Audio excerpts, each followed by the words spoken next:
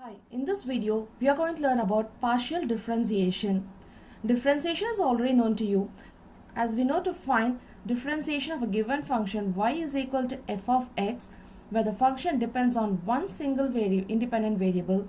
We know to find differentiation of this function, we say dy by dx.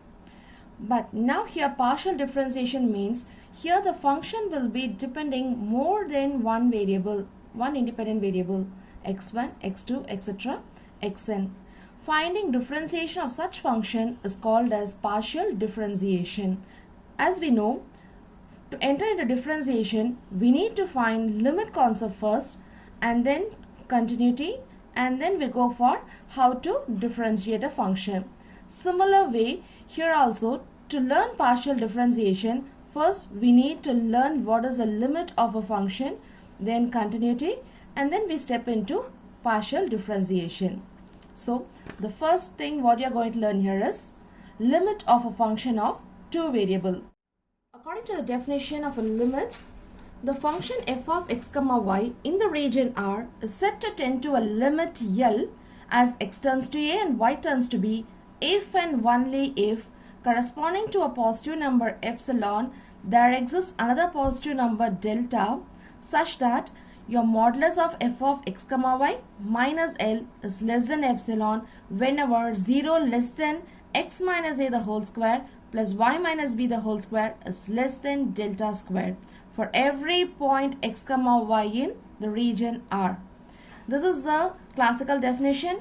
This is nothing but a simple form to say is that limit of a function f of x comma y as x turns to a, y turns to b is equal to L, and if the L is going to be a finite unique number, then we say that the limit of the function exists and the limit value is L. Now coming to the problem of limits, it is very easy to solve it in just 2 or 3 steps. So working rule will be like this. Step 1 we call it as path 1, that is finding the limit of the function f of x comma y along the path x turns to a first, and then we'll go for finding the limit along the path y turns to b. We'll find the limit value for this. Step 2 is path 2, that is we are going to find the limit value of the function f of x comma y along the path y turns to b first, and then we go for x turns to a. Now here we'll get one limit value, say L1, here we'll be getting some limit value L2 if it exists. If these two values are going to be same, then we say that the limit of the function exists and we have the limit value has to be L. And if the limit happens to be infinite in either cases, or if both the limits are finite but they are not same, then we say that in that case limit does not exist. This is the case when you are going to find the limit of the function as xy turns to a comma b. Only 2 steps. The problem will be ended here. Suppose if you are going to find the limit value of a function as xy turns to origin, then you have to step into the third step. That is, you will be finding first step, second step, check whether the limits are same. If so, then step into the third. We call this as path 3.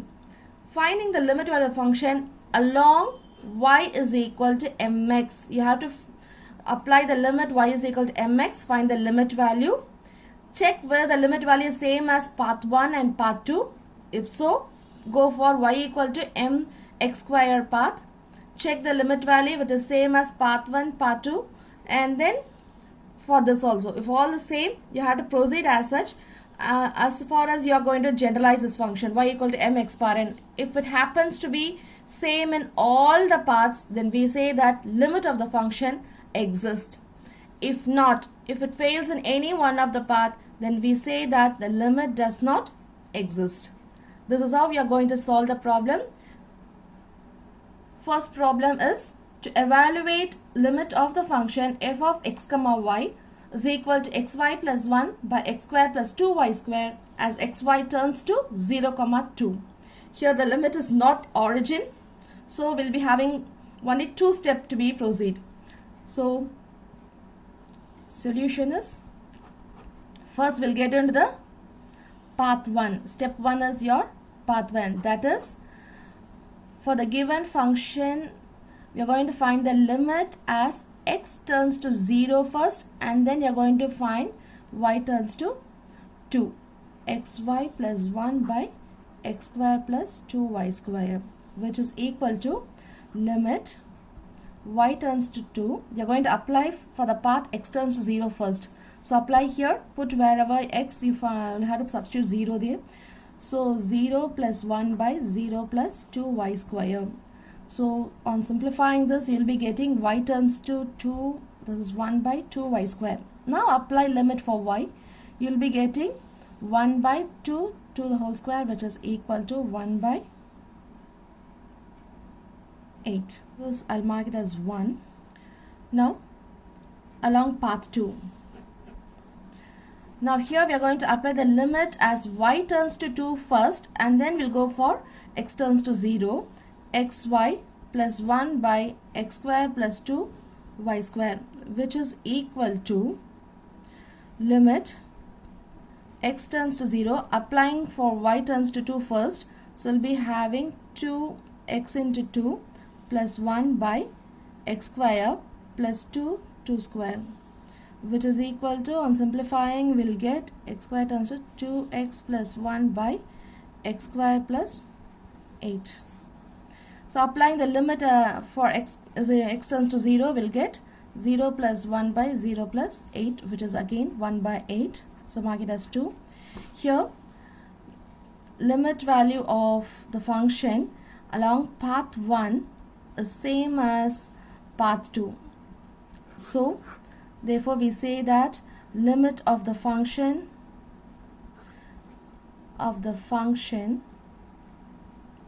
f of x comma y exists, and the limit value, that is limit as x turns to 0, y turns to 2, xy plus 1 by x square plus 2y square is equal to 1 by 8. So this is what your answer. Now coming to a second problem, you're going to find the limit of the function y square minus x square by x square plus y square as xy turns to 0 to 0. Here you must be cautious. We are going to find the limit of the function at the origin. So first path 1, path 2, and here we have to check for the path 3 now. So starting with the problem, path 1. So path 1, here we are going to check for the limit of the function x turns to 0 first, and then y turns to 0 of the function y square minus x square by x square plus y square, which is equal to limit y turns to 0, apply x turns to 0 first. So wherever you find x, you have to substitute 0 here. So you'll be getting y square minus 0 by 0 plus y square. On simplifying, we'll get simply limit y turns to 0, y square get cancelled, so it will be 1. So limit of a constant is going to be a constant 1. So this I mark it as 1. Now along path 2, limit, here first we have to apply for y turns to 0, and then you have to apply for x turns to 0 of the function y square minus x square by x square plus y square, which is equal to limit x turns to 0, apply for y, so it is 0 minus x square by x square plus 0. So this is equal to limit x turns to 0, simplify it, you will be getting x square minus, so it is minus 1. Applying on the constant, applying limit on the constant, we get the constant, so it is minus 1, 2. Here if we could check your path 1 limit value is unique finite, here also finite in value, but still they are not equal. So the path value 1 is not equal to the path value of 2. So we say that the limit of the function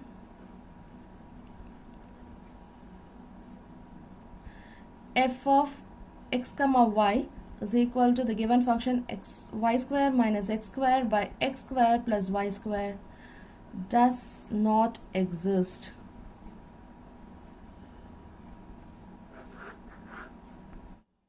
Coming to the next problem, evaluate the limit of the function x square plus y square where xy turns to 0, 0.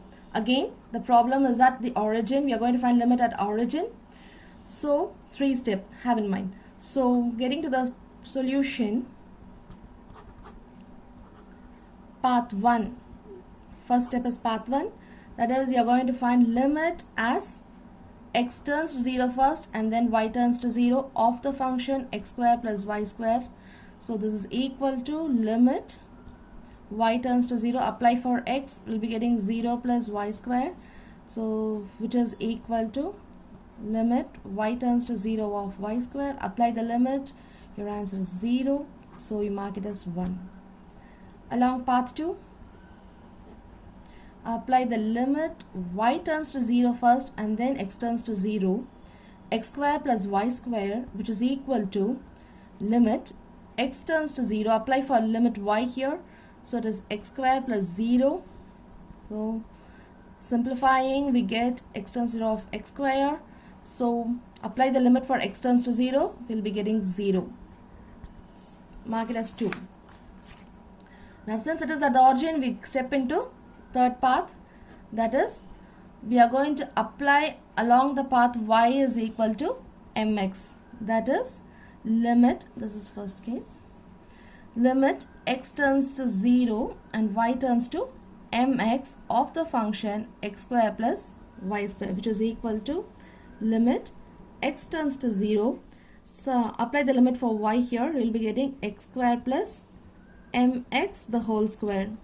This is equal to limit x turns to 0, x square plus m square x square. Now apply the limit here. This is first term has 0, second term 0, so it is 0. 3.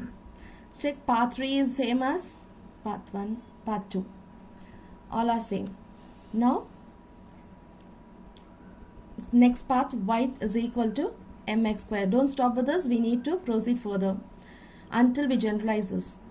Limit x turns to 0, y turns to mx square, x square plus y square, which is equal to limit x turns to 0. Apply for y, it is x square plus mx square the whole square. So this is equal to limit x turns to 0, x square plus m square x power 4. Apply the limit, you will getting 0 plus 0, which is equal to 0. Again, the limit is 0, mark it as 4. So if you could see path 1, path 2, and along path 3, the first 2 is also 0. Along the 2 path also 0. Don't stop with this, we have to proceed. So when generalizing this, that is, we are giving higher power of x now. Y is equal to mx power n. Whatever the power of n x may be now, limit x turns to 0, y turns to mx power n, x square of the function x square plus y square is equal to, when you apply the limit here for y, x square plus mx power n the whole square, which is equal to limit x turns to 0, x square plus m square x power 2n. If you could find that each term in your function has x value, so when you substitute x is equal to 0, it's going to be 0 anyway. Your function, the limit value is 0 in this case also. So what we say is, since path 1 value is same as path 2, which is same as path 3 in all the cases, so the limit of the function as xy turns to 0, 0 of the function x square plus y square exists and is equal to 0. Now the last problem, you're going to evaluate limit xy turns to 0, 0. The function is x square y by x power 4 plus y square. So as you see here, we are going to find the limit of the function at the origin. So if path 1 and path 2 are same, then go for step 3. So step 1 is your path 1. That is, you're going to find limit as x turns to 0 first and then y turns to 0 of the function x square y by x power 4 plus y square, which is equal to limit y turns to 0. Apply for x first. So numerator is going to be 0 anyway. So it is entirely 0. This is your first path. Then path 2. Limit applying for y turns to 0 first and then x turns to 0, x squared y by x power 4 plus y square, which is equal to limit x turns to 0, apply for y, the numerator is going to be 0 again. This is x power 4 plus 0, so it is 0 in a case. So if you could see, path 1 limit value is same as path 2. So we are going to proceed for path 3 since it is at the origin. So we are going to path 3. Path 3, the first case is y is equal to mx. So that is limit as x turns to 0 and y turns to mx of the function x square y by x power 4 plus y square, which is equal to limit x turns to 0, apply for y, we'll be getting x square into mx by x power 4 plus mx square. This is equal to limit x turns to 0. This is mx cube by x power 4 plus m square x square. So simplifying this again, you'll be getting x turns to 0. Cancel the common term, mx by x square plus m square. Now apply the limit. It is numerator 0 by 0 plus m square. So this is again 0. This is your third one. Again, this is same as path 1 and path 2.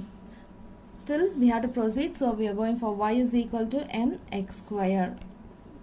Now limit as x turns to 0, y turns to mx square of the function x square y by x power 4 plus y square, which is equal to limit x turns to 0, apply for y. This is x square mx square by x power 4 plus mx square the whole square. This is equal to limit x turns to 0 of, this is mx power 4 by x power 4 plus m square x power 4.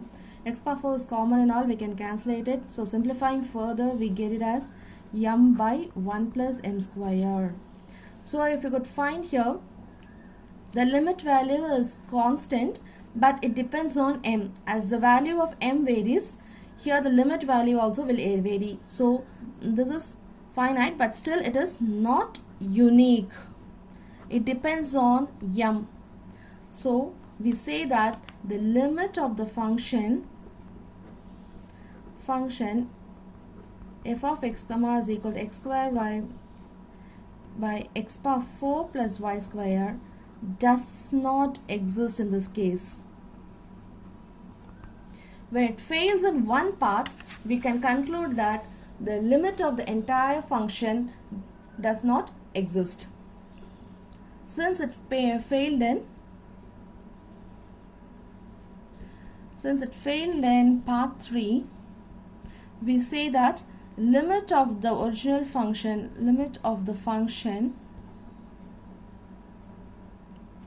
f of x comma y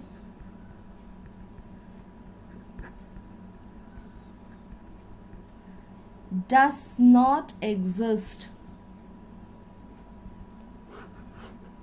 as x comma y tends to origin. So that's it. Here we have few results. As the result in one dimension I have seen, the same follows here in two dimension also. You can have a look on the limits, the same as you studied there. And I have given few problems for you to try.